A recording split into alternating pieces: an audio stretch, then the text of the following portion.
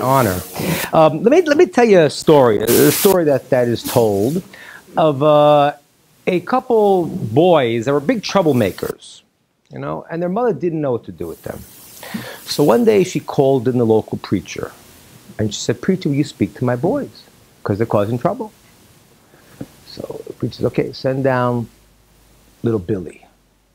So Billy comes down. The preacher looks at him and says, "Billy, where's God?" He said, "I don't know." The preacher says, "Billy, where's God?" "I don't know." The preacher says, "Billy, where's God?" He says, "I don't know." He runs upstairs. He jumps underneath his bed. He says, "What's going on, Billy?" He says, "Todd, we're in big trouble this time. God is missing, and they think we did it." Now, I want you to understand, it's like people think God is missing, and this is what's going on in the world right now. And this is why the world's in a lot of trouble. And it's why it's an honor for me to be with people who are searching and finding God. Because if you're not, the world is messed up, and it's getting worse. Okay, we all listen to the news and we know what's going on. There is a whole view of the world that's a very godless view, and it's leading people down a very, very, very bad path. Okay, so today I wanted to discuss some very deep ideas with you. Okay, because the time is right. I believe the time is appropriate for what's going on. As Rod mentioned before, I lived in Israel for 21 years. And I had a school training rabbis. Many of the rabbis in Houston were students of mine in Israel. That's how I come to Houston a lot. They were students of mine from many years ago. When I left Israel, there was a very well-known rabbi in Meir Sharm. His name is Yoel Schwartz.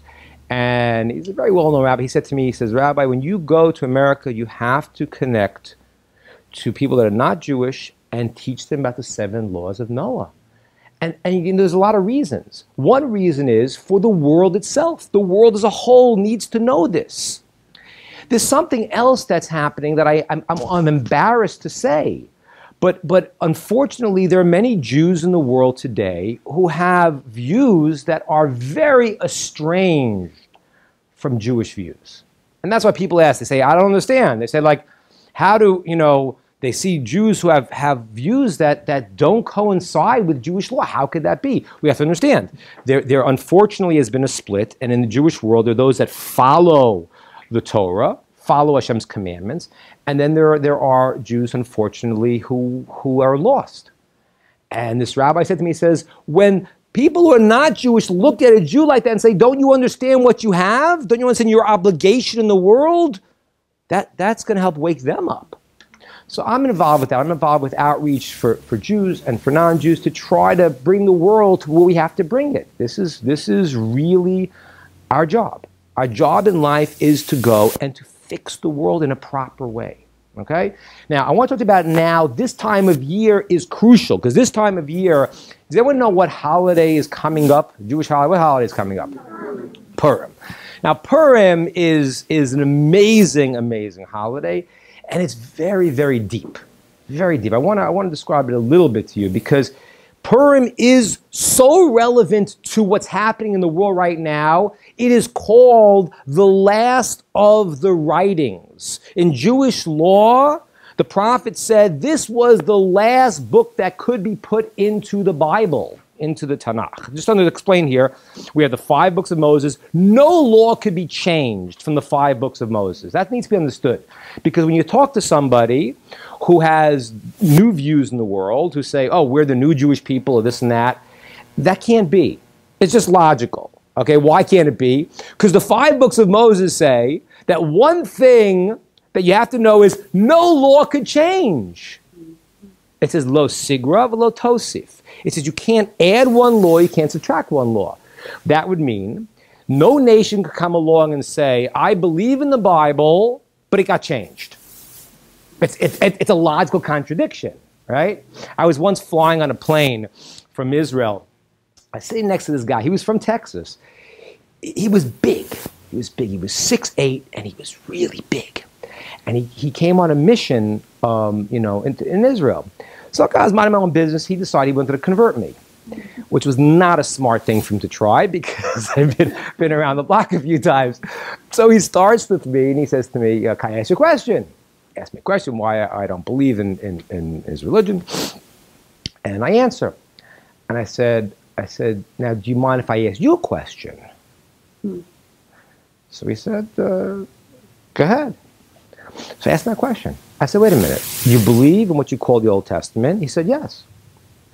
Okay. Do you realize that it says there, it can never change? It's clearly stated. Not one law could change, added or subtracted. So how can you say it changed?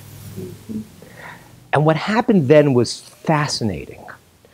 He all of a sudden got glazy-eyed because he couldn't answer it logically, and he got emotional. He said, I don't know, but one time my foot got trapped in a trap, and I screamed out, and I was saved.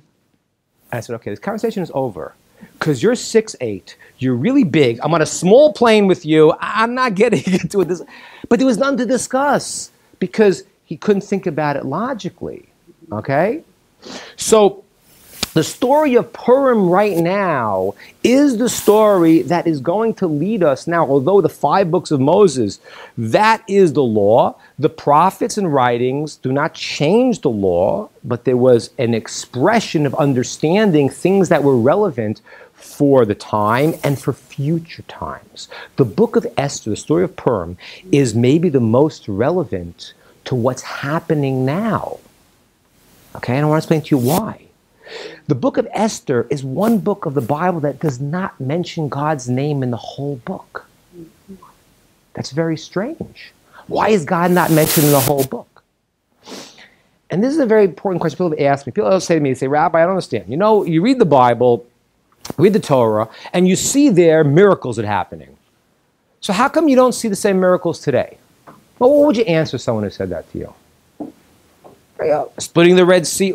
How come we don't see, and it's a fair question, if God runs the world, everything is true as it says, so why do we not see the same kind of miracles we saw in the Bible today?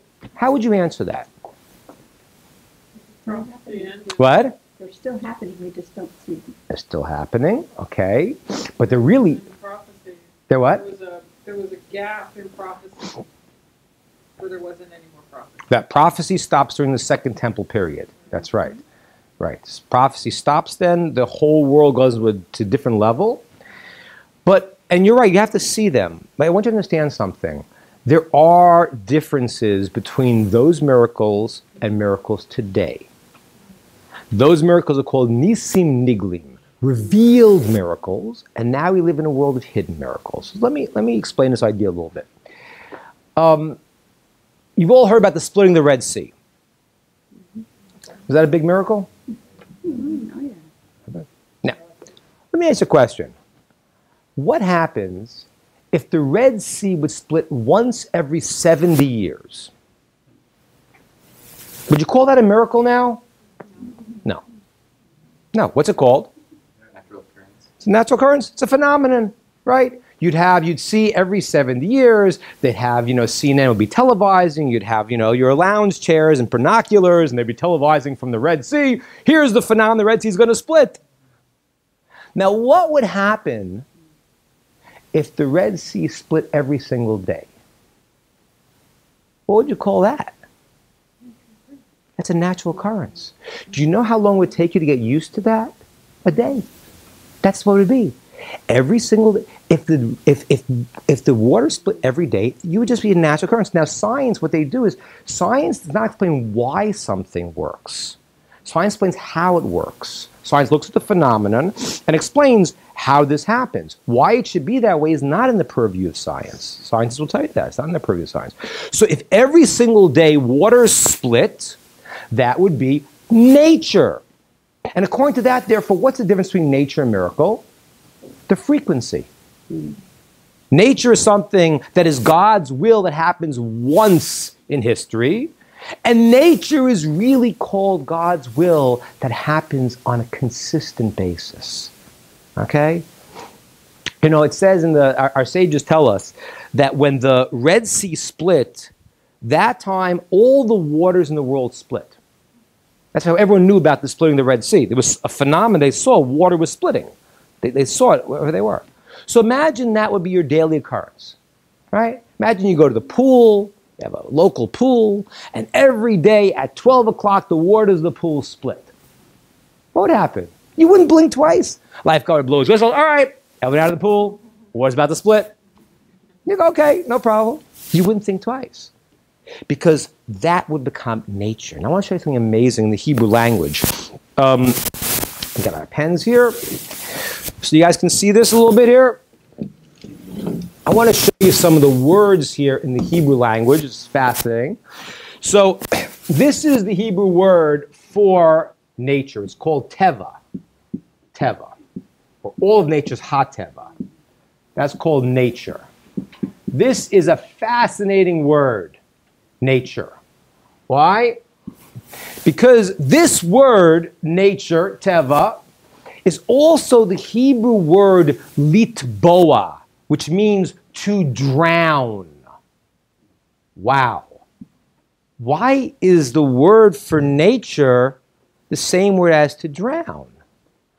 And the answer is because a person that sees the world only as nature, he drowns. He becomes overcome and subsumed with that wrong view of the world. He drowns in it. He doesn't see God in the world, right? That is where nature can go sour. When people say, oh, this is beautiful, this is Mother Nature.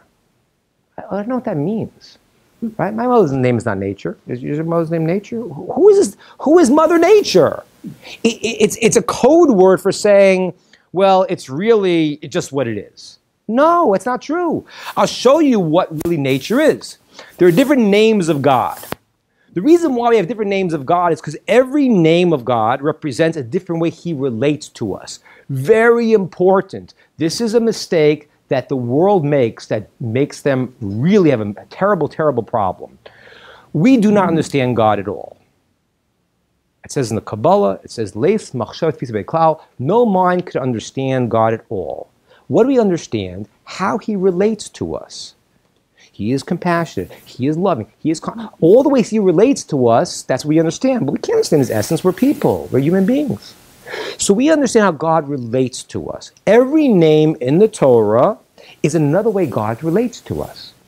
Here is the name of God that refers to him running all the powers of the world.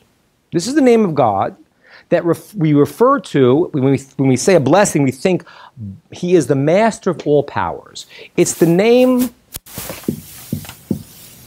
Elo, and I'm going to say, then it's him, right? I'm going to write it, we because it's holy, we're not praying, we write it as a kim, but it's really a hey. So the name is Elo, and then him. Now, this name is the name of God that is in charge of all of the powers of the world. Meaning, this is the name of God we refer to when he's running the world in that aspect. This is amazing, ladies and gentlemen. There's something in Torah called gematria. Gematria is the numerical value. It means everything in Torah, because it's true, it's going to make sense in every single level. It's not going to be only on one level. It'll make sense on the mathematical level. On every level, it makes sense. So now, if you take the numerical value of every letter, Aleph is 1, Bet is 2, Gimel is 3, and you add up the letters. This is Hey is a 5. This is the 9th letter, 9. This is 2. And this is 70. What does it equal together? 86. Nature is equal to 86. The name Elohim, can you guess what number that's going to be? 1 plus 30 plus 5 plus 10 plus 40. How much is it going to be? 86. It's the same. It's the same. Why? Because when a person looks at the world of nature, they're supposed to see that the source of this is not Mother Nature, it's God. It's Elohim. And that's why even so amazing, if you take this name Elohim and you flip the letters around, it spells the following word. Me, this is a mem. This is how you write the mem when you write it at the beginning of a word. Me, these letters. Mi ele. The word Elohim, you flip the letters around, spells the word who made this? Me. Who? Who did all this? When you look at the world, you're supposed to see God in the world. And that's why I said to you before, the word teva, nature, has two meanings. One is drowning, but there's another meaning called a stamp. A matbea, stamp. Why? You could look at the world and you can say, well, this is just Mother Nature, then you get drowned in it. But if you look at the world and say, no, this is God's stamp. This is God's will, the way it works all the time. Then you see, me, Ela, who made this? That's the key. So why are there not the miracles, revealed miracles? You know why? Because our job is to see God in everything in your world. We got to see God in everything in the world. In the natural process, you have to be able to see this is not nature. There's a greater cause of this, and you can't drown in that. And the world is drowned in that right now. They're lost in that. It's a very, unfortunately, you're fighting against a godless view of the world. We'll talk about why it's so prevalent right now, but that's the view of the world. And this is just, you know, we're in charge of the world. This is just accidents. Okay? That's the story of Purim. You know why God's name is not mentioned in the story of Purim? Because the miracles all happen in a way that is concealed in nature. It's not like the splitting of the Red Sea.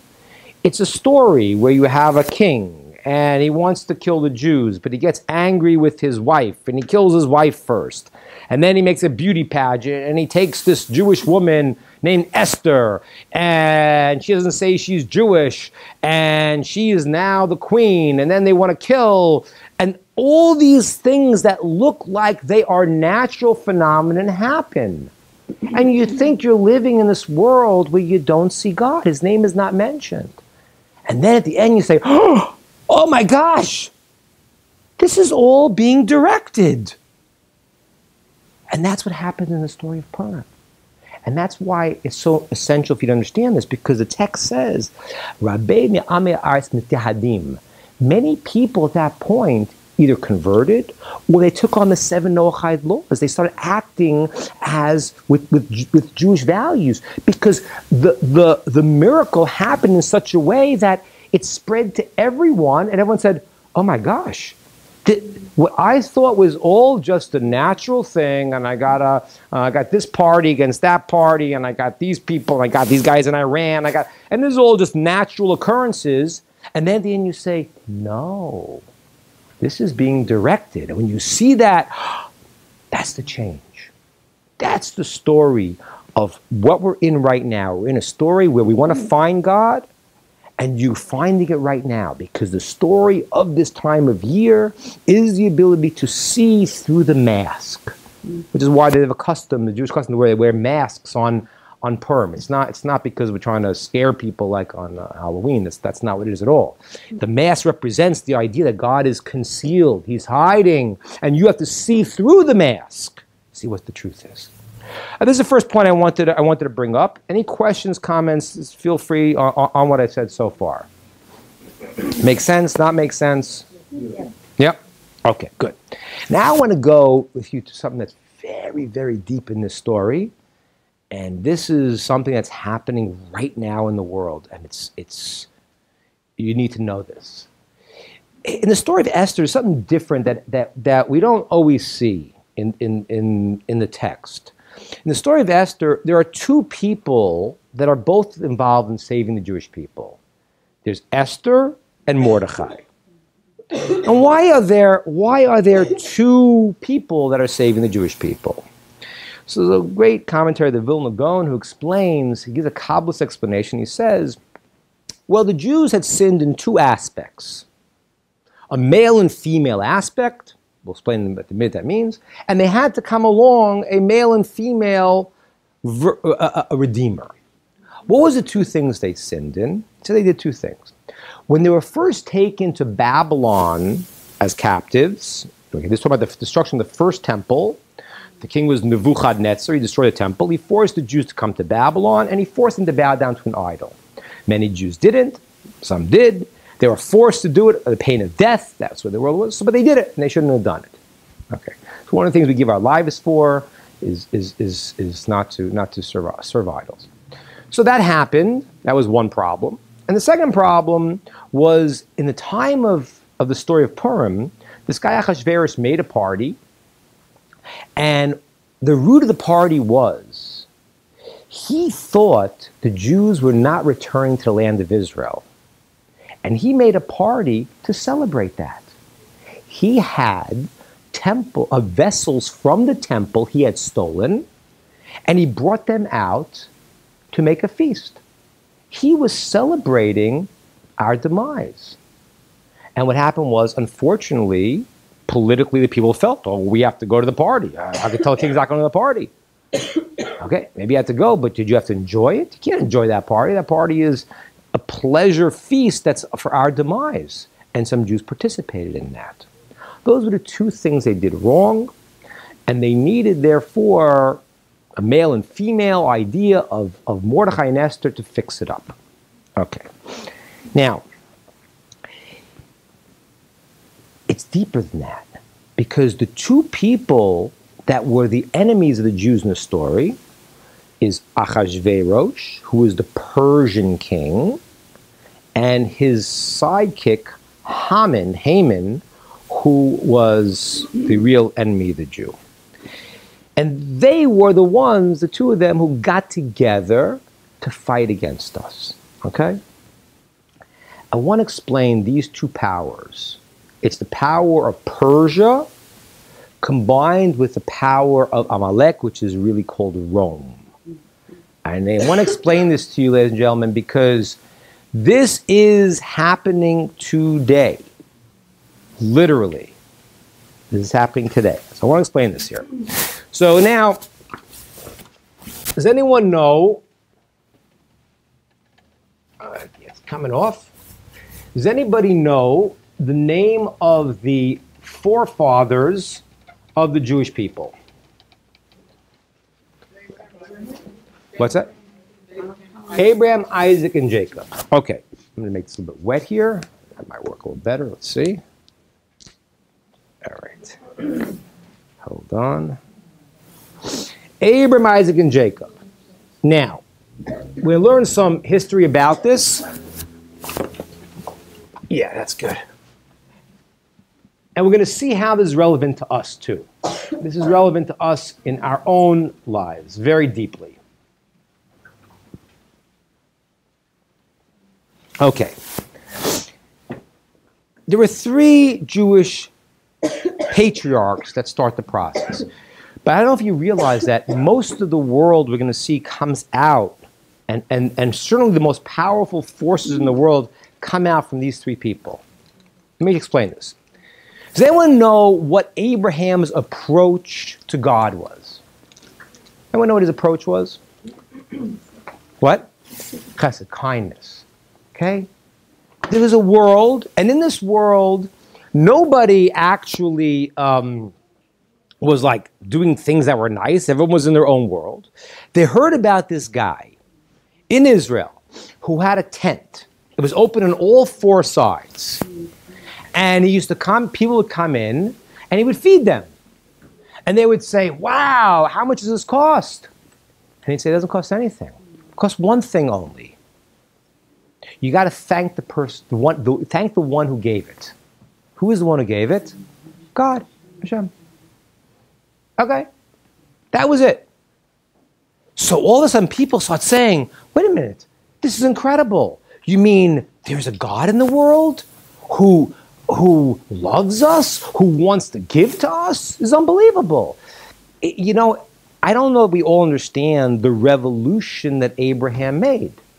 Because I am here speaking to you because I believe that most people in the world today, most normal thinking people, deep down believe there's one God. Nobody believed that except for Abraham. We're in a time of the world had gone crazy. From the story of Adam, they had gone crazy. They had gone into such negative things of idolatry that Abraham fought a war against everyone and saying, you're all wrong. There's one God. He's omnipotent. He's beneficent. And he said this, and he taught it. So Abraham came from the side of kindness, of giving, of showing God's kindness in the world. And it caused a revolution. It worked. People loved it. Now, is there anything that you could think that would be a downside, a negative side, if you come to God from that perspective? Hard to say. Is there anything bad that can come out of that? Well, let me think about it a second. Let's say you have a child, okay? You love your kid, okay? You want to give to your kid. You love them so much you keep giving to them. So the kid says to you, you know what? I want to eat tonight for dinner 15 marshmallows, okay? 12, do you say this to your mom? 12 pounds of ice cream. And the mom says, you know what? I'm so loving giving to you. Sure. Would that be good? No. No, that would not be good. That is why you have two hands. You have a right hand and a left hand.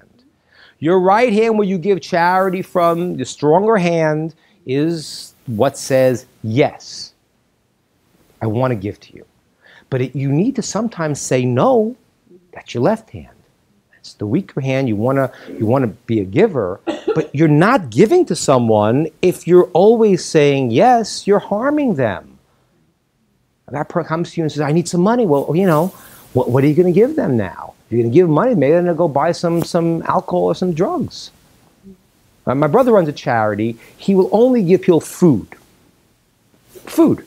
Because he says, listen, I want to make sure it's healthy food. I know this is what it is. So because otherwise you might not be helping them. My brother, in this case, people were upset. They were like, just give us money, we'll buy our own things. He says, no, I want to make sure you get healthy food. He was like being their daddy, you know, but that you have to do that. Sometimes you can't just go and say, I'm giving, because if you give in an improper way, it leads to negative things. And this is so deep. If Abraham's approach would have continued in the world, more and more giving, the world would have blown up. Because there would have been no way that people who are negative people would say, hey, it's okay. It's okay, it doesn't matter what we do. That couldn't continue. People had to say, okay, yeah, Abraham is loving, he gives us, God gives us, but there's a certain point you got to say you're doing the wrong thing, you have to stop. That was the approach that his son Isaac took. Abraham was the right hand, the giver, and Yitzchak, Isaac, was the one who said, I want to have a self-restraint. I want to make sure what I'm doing is right, and you have to stick by the rules. And that's why it's a fascinating thing. When Abraham was alive, there were many people that were converting and coming in around Abraham's camp. But when he died, they all left. You know why? Because Isaac's approach was like, nah, not as much fun. You know, Abraham had the free meals and it was good. Isaac was like, you know, hey, straighten up. They didn't like that so much. So that's the left and the right hand. I got to say, yes, kindness, but I have to balance it. So you had Abraham and you had Isaac. Now, Abraham has another child that's very famous. Does anyone know what the other child of Abraham that's very famous is? Jacob is going to be the son of Isaac. Yishmael. Who is Yishmael? Hagar's son, and he is the father of what nation? The Arab nation. That is correct. Okay. So Yishmael is one of the sons of Abraham. He is not the son that becomes Isaac. He is another son. Abraham loved him very much. The Talmud says that at Ishmael, the end of his life, he repented. But one of the reasons he didn't come out so good in the beginning was because Abraham couldn't say no to him. He hadn't perfected his ability to say no. God put him through 10 tests.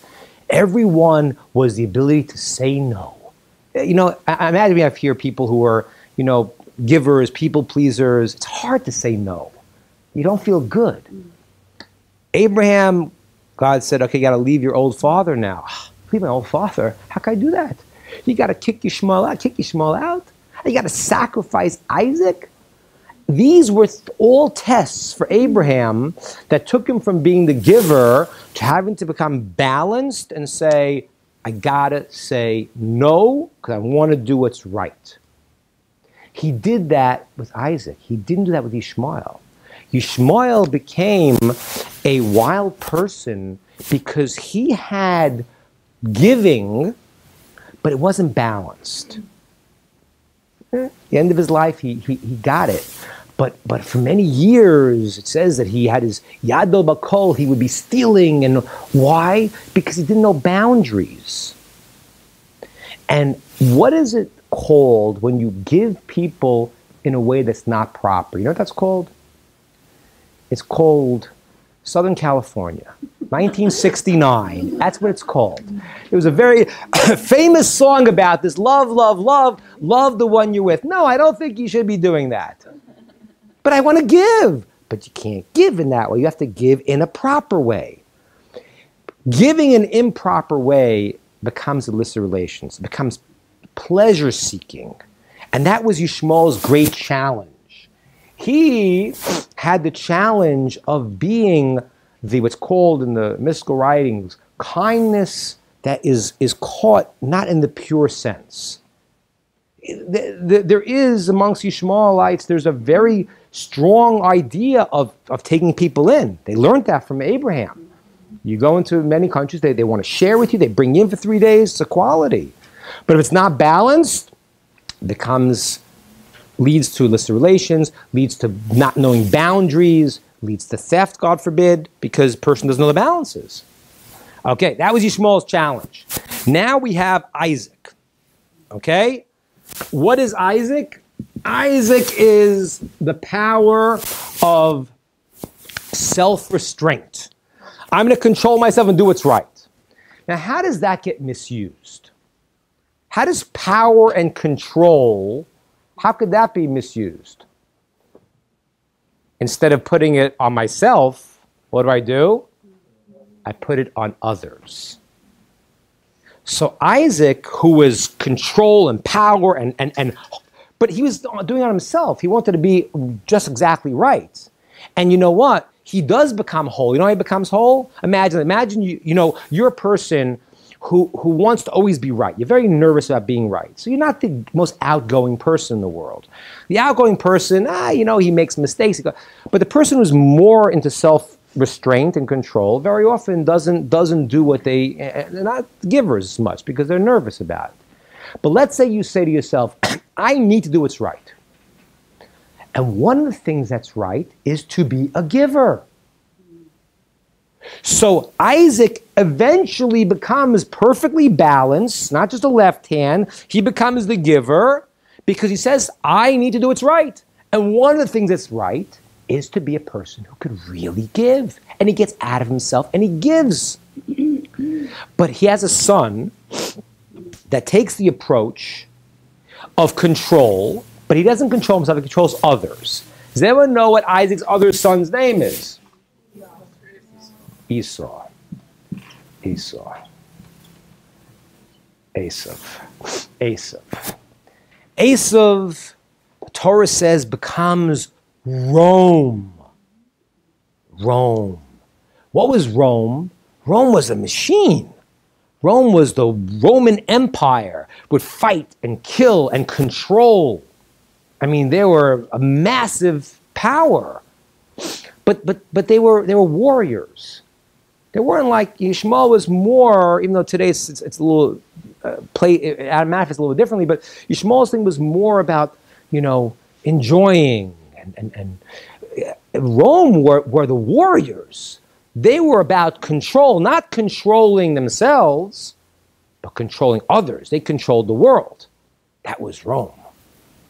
That was the power that happened here. Now, let's see this one more point, and this is going to be fascinating. So we have Abraham and Isaac. Okay? We have two extremes here, Ishmael and Esav. And now they have another son. Isaac has another son. Who's the other son he has? Jacob, Yaakov. Okay, Yaakov. Okay, Jacob. Jacob is not the right hand. He's not only a giver. He's not the left hand. He's not only self-control. He is the torso. He is perfect balance. He is called truth. He does what is true. He's called beauty also because he combines the two opposites. So he knows exactly how to give and how not to give. There's no tilting. He's not imbalanced. And that's why he is called Jacob or Israel, right? His name then is called Yisrael, and he becomes the father of Bnei Yisrael, the children of Israel. And that's why all of his kids, even though Abraham has a son who ends up being the father of the Jewish people, and so does Isaac, but he has children that are not. All of Jacob's children are the children of Israel because he is balanced, not tilted this way, not tilted that way. He is balanced. Okay? That makes sense? Okay, if you got that, now watch this. Because this is gonna blow your minds a little bit here. Okay, so now there's a point in the story in the Bible, in the Torah, where Jacob comes to meet Esav. Okay, he ran away from Esav in the story, comes back to meet Esav. Esav is about to meet Jacob. He's afraid of Jacob. Well, he's afraid of Jacob because Esav knows he's the powerful left side, he's control, but he's not the whole perfect balance. So you know what he does? It says in the text, if you read the text of the Torah, it says he went and he married into another family. You know who he married? He married the daughter of Yishmael. Machlat bat Yishmael. The Machlat daughter. He married into Yishmael. He tried to combine the two forces, the right hand of desire and pleasure with the left hand of power, try to combine that to be able to beat Jacob. And this is something you have to know. This is amazing. If you look in the book of Ezekiel, when it talks about the future and the wars that happen at the end of history, it says there becomes an alliance between these two forces. They align to fight against Jerusalem. Ladies and gentlemen, that's happening right now. That's France. This new creation of sort of the power of Rome with the qualities of now Yishmael. Is it happening in America? I want to tell you something, show you something now that this one will really blow your minds. So watch this. This, what I'm going to show you now, is one of the great Kabbalists reveals this. And you have to understand, I want you to know this because this will allow you to understand where we are and what's happening in the world. I'm going to write for you in Hebrew the name Esav. Okay? This is the way it's spelled when it's spelled out fully. Esav.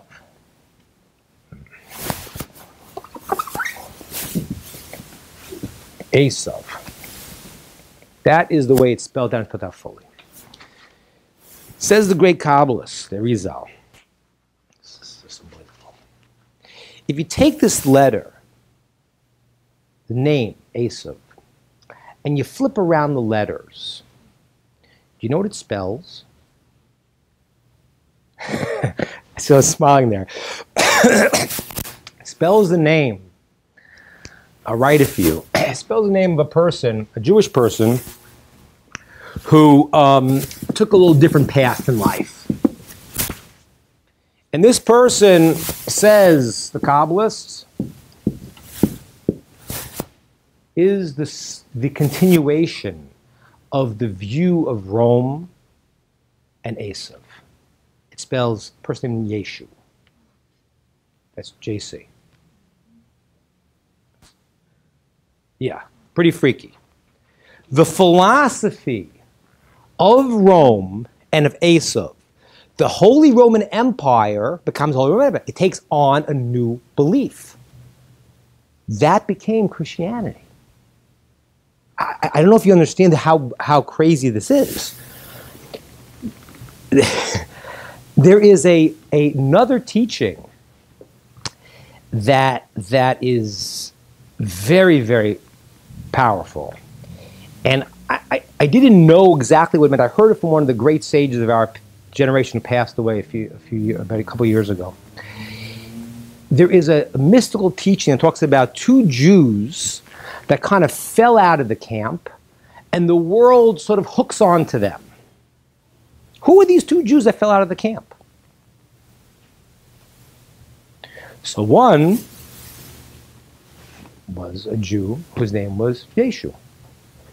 There was another one that I did not know was Jewish, and I'm sure most of you probably wouldn't think it was Jewish. I was shocked to hear it. But there are Muslim scholars who claim that Muhammad's mother was Jewish. Muslim scholars will claim that. According to that in Jewish law, Muhammad would actually be Jewish. Oh my gosh. So what happens right now is we have, falling out of the camp, we have these two Jewish people, the world's hooking on to the system of the right side and the left side. And there are world religions coming out. This is unbelievable. And if you look here, you see a fascinating thing I just taught you. If the right side of Yishmael is pleasure, desire, what is the religion they take? Islam is submission. They take a religion to counterbalance that lack of boundaries. If you steal, you get your arm cut off. They take the religion that is counterbalanced to their challenge. And Christianity takes a religion they call religion of love. Why? Because what they're saying is that if they come from Rome, and it's the Roman quality of Esau that is a fighter, so they take the opposite. This is what's going on right now. Ladies and gentlemen, so this is fascinating because this really is what's happening in the world today. And I want to tell you, I, as an American, and for what you're doing here, we have to pray for America.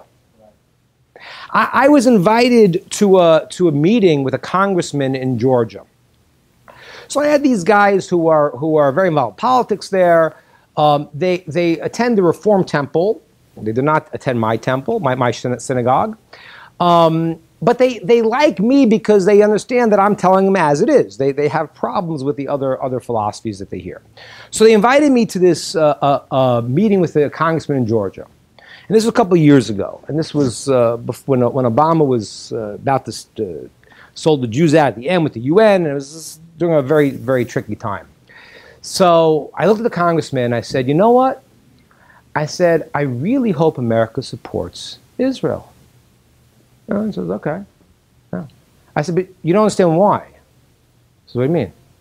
I said, Israel's going to be all right because we have God on our side. I'm an American, and I hope for the good of America, that we as Americans choose the right side. And everyone, all the guys that brought me were like quiet. They're like, oh, what's going to happen? The congressman looks at me and goes, Rabbi, you're right. He understood it was true. That's what he understood. So that is what's happening in the world today. These forces right now, and it's France, but it's happening in America right now. There's a combination of these two forces that are aligning, and it says in the book of Ezekiel that they come to fight Jerusalem. But then what happens is, at a certain point, they look at each other and they say, you know what? We don't agree with each other. You're more of an infidel than the other one is. They break apart because they don't have a natural alliance. But literally, we are living in a world right now where these two opposite forces are, trying to align and create an alliance that removes what is the true revelation of Hashem in the world. And we have to realize that. Now, let me tie this back to the story of Purim. That's what Purim was about. Who were these two people? Achashverosh was the king of Persia. He made a party for 187 days. A drunken party for 180 days, plus another 7 days at the end, okay, of drunken abandon. Could you imagine this? Guy made a drunken party for 180 days? Achashverosh was pleasure. That was his thing. Haman was about control. Haman says, they made a law, everyone has to bow down to him, and one Jew didn't bow down. He said, I want to kill them all, because it's all worth nothing to me if one guy doesn't bow down. He was about control. He was about idolatry. That was Haman. The story of Purim is that same combination. It's combining these two forces that if they come together, a person gets the pleasure, the physical pleasure, plus the emotional pleasure, plus the philosophy of power and control. They put them together. That's a dangerous combination. Does that make sense? And that's really was fixing up what the Jews did. The Jews did the sin of enjoying the meal of Achashverosh, of the king Achashverosh. That was their pleasure. They also had the problem that they went and they bowed down to the idol. It was the same two things. It was power and idolatry combined with pleasure, with inappropriate pleasure. We have to fix that up. How do we fix that up? I want you to understand something. You're all going on a right path here. You're all on a path where you're saying that I want to look at the world and create a philosophy that's true. That's called, in the Kabbalistic terms, the male understanding. You, at the same time, need to enjoy the process. In a good way, not in a bad way. You need to say, wow, this gives me an experience of connecting to truth. If you just do it out of, okay, well, I have to do it and I don't like it, it's hard to maintain. Very hard to maintain. And if you just do it because you like it and you don't understand the rationales for it, it doesn't work either. The story of Purim is Achashverosh and Haman trying to get together to go and to combine the inappropriate pleasures with the inappropriate power base of them, their own idolatrous views and anger, and combining those two things together to beat us. And the end, Hashem says, no, that's not going to win. It won't win because it's not true. This combination is not real. The true combination of the person who likes to do what is good and right, that's real. And when you know what's real and true, that works. Everything else fades away. I want to just tell you one more thing about this person called Haman, because he's a little different than just Rome. He's more than Rome. He's a nation called Amalek. You want to hear about Amalek here? He's a nation called Amalek. And it's a little bit different than just Rome. Rome is about power and control. But I need to explain to you about Amalek because it's the philosophy of the day. Amalek's view is very different. It's not just about their own control and power. What their thing is like this. Let's say I say, okay, what's true? True is to be a righteous person. Torah is true, and this is right. Let's say a person disagrees. Says, no, I think true is to have pleasure. That's good. Are we opposites? I say good is to keep the Torah, to serve God, and you say good is to go get pleasure in the world. Are we fully opposites? Not in the fullest sense. You know who's my full opposite? If I say this is good, and someone says, you know what? There is no good. That's the opposite. Because the whole thing is a fake. There's no such thing as good and evil and male and female. There's no such thing. It's all made up. This is what's going on in the world, ladies and gentlemen. Amalek. Amalek has the term Amal. This is unbelievable. Amalek stands for Amal. Amal means the work. And the letter Kuf, means monkey. The name Amalek is an acronym. It's the work of the monkey. You know what they're saying? You're not a holy person. You don't have a soul. You're a monkey. You're an accident. The whole view of Amalek is there is no good, there is no bad. You know what Hitler said? Hitler had the traits, seemingly, of Amalek. Why? Because there's one trait you can know what Amalek is. One trait. Amalek wants to kill Jews as their most important mission because they view the Jew as representing an idea of godliness in the world. And that's why Hitler, he wrote in Mein Kampf, he said, there are two scars the Jews put on humanity.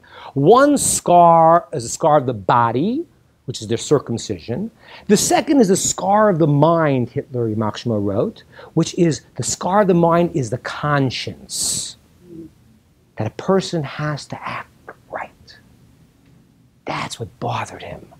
And that's why when they had a choice between using the trains and the trucks to go and to transport goods to the front lines to save the war for the Germans, or to transport Jews to the gas chambers, which my family was there, my mother was in Auschwitz, you know?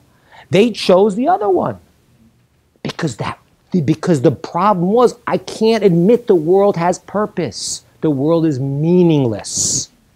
That was the epitome of Amalek. Ladies and gentlemen, what we're doing now in Purim is we are eradicating that philosophy. What you're doing right now is to say, no, the world has a purpose. There is a God in this world. He's moving the world to some place. This is not random. We are not accidents. We have souls. We are amazing beings. We make a difference what we do. And the philosophy of Amalek, which is happening in America, don't fool yourself. This is what's going on. This is why it's so important for them to say, no, there's no such thing as a man and a woman. You can decide what you want. Because God is going to determine what I have to believe, what's right and wrong.